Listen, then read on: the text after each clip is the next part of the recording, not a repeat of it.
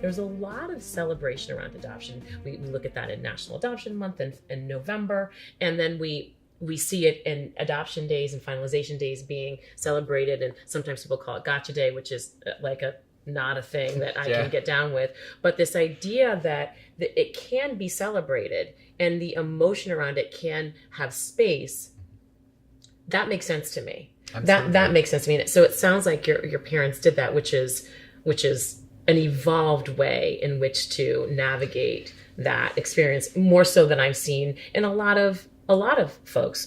Doesn't make people bad parents. It just means that there's a lot that we can draw from what other people's experiences have been. Certainly. And I think something that I've reflected about in adulthood with regard to my own identity inside of this event too, is that my parents did a great deal of labor and really considered me in integrating this knowledge of adoption into my life. So adoptee became front-loaded as maybe the very most important aspect of my identity, something that was on the tip of my tongue in introductions to new people. Somehow this adoption story would make its way out of my mouth.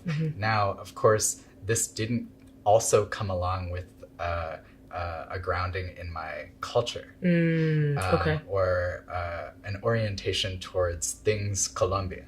I was born in Bogota.